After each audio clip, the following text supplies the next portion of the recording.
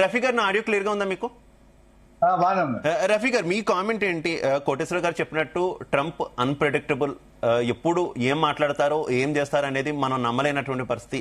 గతంలో కూడా ఇలాంటి విరమణ అంటూనే మళ్ళీ వెంటనే ఆ గడువు ముగియకుండానే అటాక్ చేసిన సిచ్యువేషన్స్ కూడా మనం చూసినటువంటి పరిస్థితి కదా. మీ కామెంట్ ఏంటి ఈ జరిగినటువంటి పరిణామాల మీద? అదే మొత్తం మీద ఇవాళ ప్రపంచం ఊపిరి పీల్చుకుందనే చెప్పాలి. అవి 15 రోజులుగా ఉండి లేకపోతే శాశ్వతంగా ఉంది.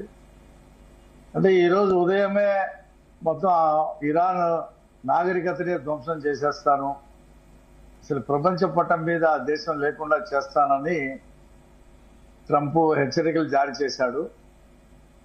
అయితే అతనికి ఉన్నటువంటి మానసిక స్థితి మీద మరి ఏమైనా చేయగలడేమో అనుమానాలు అయితే చాలా మందికి ఉండేది అన్ని దేశాల్లో కూడా. సరే, ఏదో రకం మధ్యవర్తిత్వంతో అతనే దిగి వచ్చాడా, లేకపోతే అమెరికాలో ఒత్తిడి వచ్చిందా, ఆ దేశం అంతర్గతంగా అతని మీద ఒత్తిడి తెచ్చిందా, లేదా ప్రపంచ దేశాలు బయటికి చెప్పకపోయినా ఇంటర్నల్ గా అతని మీద ఒత్తిడి తెచ్చినాయా తెలియదు. కానీ అతని మీద 15 రోజులకి విరామం అయితే ప్రకటించాడు. ఇప్పటికీ విశ్లేషకులు చెప్పినట్టు ఇంకా పూర్తిగా ఇజ్రాయెల్ ప్రకటన చేయలే. అసలు ఈ యుద్ధం మొత్తానికి కారణం ఇజ్రాయెలే, అమెరికా కాదు. అమెరికాని ఒప్పించింది ఇజ్రాయెల్. మనం గనక దాడి చేస్తే ఒక్క రోజులో అక్కడ ప్రభుత్వం మారిపోయి మన చేతిలోకి ప్రభుత్వం వస్తుంది. ప్రజలు ఆ ప్రభుత్వం మీద వ్యతిరేకతతో ఉన్నారు. మనం గనక అక్కడ ఖొమైనీని గనక మట్టు పెడితే ప్రజలు సంబరాలు చేసుకొని మనం చెప్పిన వ్యక్తిని అక్కడ అధ్యక్షుడుగాను లేకపోతే కీలకమైనటువంటి పదవిలో పెడతారని చెప్పి ఇజ్రాయెల్ చెప్పినటువంటి దానితో ట్రంప్ అంగీకరించారు. ఇంతకు ముందే అమెరికా ఇజ్రాయెల్ మీద రెండు మూడు పెద్ద క్షిపణి దాడి చేసింది. వాళ్ళు అక్కడ అణ్వాయుధాలు తయారు చేస్తున్నారనే దాని మీద. సరే, ట్రంప్ కూడా ప్రపంచంలో తాను ఒక పెద్ద శక్తివంతమైనటువంటి నేతగా అమెరికా ఏం చెప్తే ప్రపంచం అది చేయాలనేటువంటి ఒక సంకేతం పంపించాలని చిన్న దేశాల మీద దాడులు చేస్తూ తన ప్రతాపాన్ని చూపించుకుంటూ వచ్చాడు. అతనిలో యుద్ధోన్మాది ఉన్నాడు, అపరిచితుడు ఉన్నాడు, ఒక రకంగా చెప్పాలంటే పిచ్చోడు కూడా ఉన్నాడు. సరే, అమెరికా ప్రజలు చేసినటువంటి పొరపాటుకి ఇవాళ ప్రపంచం ఇవాళ మూల్యం చెల్లిస్తా ఉంది. ఇవాళ ఇరాన్ కూడా చాలా నష్టపోయింది. ఆ కీలకమైనటువంటి నేత చనిపోయాడు, ఎంతో మంది సైనిక అధికారులు చనిపోయారు, ఎన్నో రకాలుగా వాళ్ళ మీద దాడులు చేశారు. ఎంతమంది పిల్లలు, ఆడపిల్లలు చదివేటువంటి ఒక స్కూల్ మీద అతను బాంబింగ్ దాడి చేస్తే మొత్తం పిల్లలు, టీచర్లు అందరూ కూడా చనిపోయారు. చాలా మంది చనిపోయారు. దాదాపు 3000 మంది దాకా ఇరాన్ పౌరులు చనిపోయారు. ఆ దేశం అతలాకుతలం అయిపోయింది, అస్తవ్యస్తం అయిపోయింది. అయితే మొత్తం మీద ఆత్మగౌరవంతో అక్కడ ప్రజలు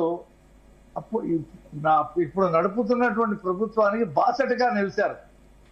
మేము ప్రాణాలైనా ఇస్తాం కానీ అమెరికాకి లోబడం, మేము ఎంత నష్టానైనా భరిస్తాం కానీ, ఎంత విధ్వంసానైనా భరిస్తాం కానీ అతనికి మేము లోపడం అనేటువంటి ఒక ఆత్మగౌరవంతో వాళ్ళు నిన్న చేసినటువంటి మానవహారం మొత్తం ప్రపంచాన్ని ఆకట్టుకుంది. అమెరికా కనుక వాళ్ళ విద్యుత్ కేంద్రాల మీద దాడి చేయటం అంటే అక్కడ ప్రజల మీద దాడి చేయటమే. మరి లక్షలాది మంది ప్రజలు చనిపోతే అటు అమెరికాలో కూడా ట్రంప్ మీద ఇప్పటికే ఆ దేశంలో నిరసనలు వెల్లువెత్తిని. మానవ హననాన్ని ఏ దేశం కూడా ఒప్పుకునేటువంటి పరిస్థితి ఉండకపోవచ్చు. ఇది ఏ కోణంలో వెనక్కి తగ్గాడో తెలియదు కానీ మొత్తం మీద వెనక్కి తగ్గాడు. సరే, ఇది తాత్కాలికమా శాశ్వతమా అనేది చూడాలి మరి. ఎందుకంటే ఇటీవల కాలంలో 2-3 సార్లు అతను విధించినటువంటి గడువు, నేను 48 గంటలు ఇస్తున్నాను, 5 రోజులు ఇస్తున్నాను, వారం ఇస్తున్నాను అని చెప్పి ఆ మధ్యలోనే మళ్ళీ ఇజ్రాయెల్ చేత బాంబింగ్ చేయించినటువంటి పరిస్థితిని చూసాం మనం. నిన్న కూడా ఇజ్రాయెల్ చాలా పెద్ద ఎత్తున దాడి చేసింది ఇరాన్ మీద, లెబనాన్ మీద కూడా అలాగే దాడి చేసింది. ఓకే. ఈ క్రమంలో తర్వాత క్యూబా మీద అమెరికా అధ్యక్షుడు దాడి చేస్తాడనేటువంటి సంకేతాలు కూడా బయటికి వస్తూ ఉన్నాయి.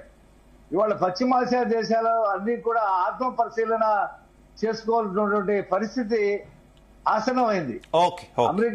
అమెరికా స్థావరాలని ఒక నిమిషం అండి, అమెరికా స్థావరాలకి అవకాశం ఇచ్చి వాళ్ళేదో సాంకేతిక రంగం గురించో లేకపోతే వ్యాపార రంగం గురించో అమెరికాకి లోబడి చేసినటువంటి వ్యవహారం ఇవాళ ఇరాన్ మీద అమెరికా ఇజ్రాయెల్ చేసిన దాడులకి ప్రతి దాడులుగా వాళ్ళు ఆ పశ్చిమాసియాలో 5-6 దేశాల మీద ఇరాన్ చేసినటువంటి దాడులతో అక్కడ ప్రజలు చాలా తీవ్రంగా ఆ ప్రభుత్వాల మీద ఉన్నారు.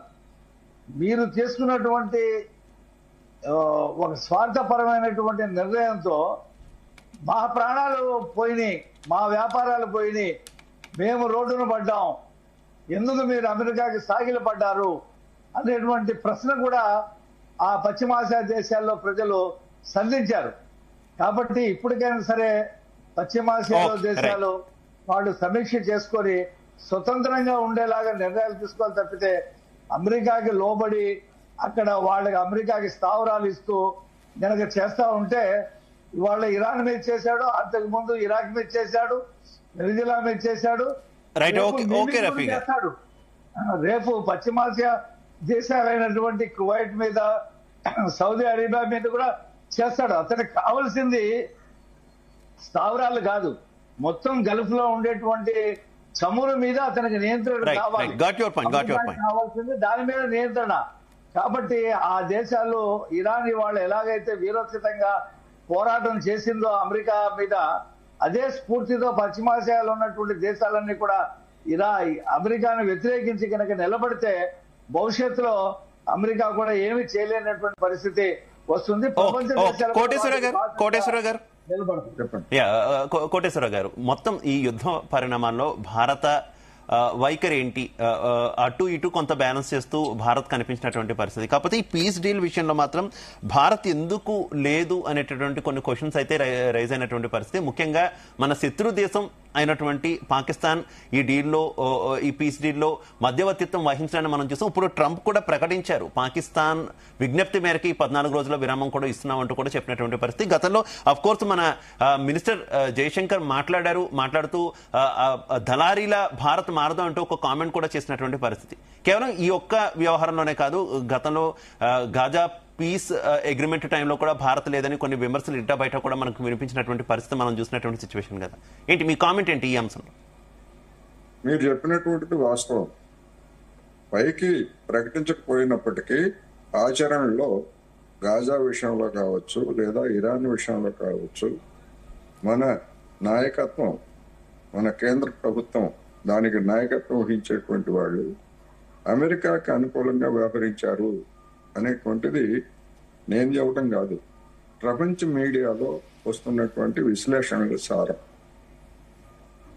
మొత్తం యుద్ధం దాడులు ప్రారంభమైనప్పటి నుంచి ఇప్పటి వరకు జరిగినటువంటి పరిణామాలన్నింటినీ కూడా చూసేట్లయితే నెతన్యాహు, డొనాల్డ్ ట్రంప్ వాళ్ళ మాటలు నమ్మి ఇరాన్ 4-5 రోజుల్లో, మహా అయితే 10 రోజుల్లో నాశనం అయిపోతుంది అనేటువంటి అంచనాకి ఇక్కడున్నటువంటి పెద్దలు కూడా అదే విధంగా సంతోషించారని, లేకపోతే అదే విధమైనటువంటి ఆలోచన చేశారనేటువంటి వార్తలు గతంలోనే వచ్చాయి.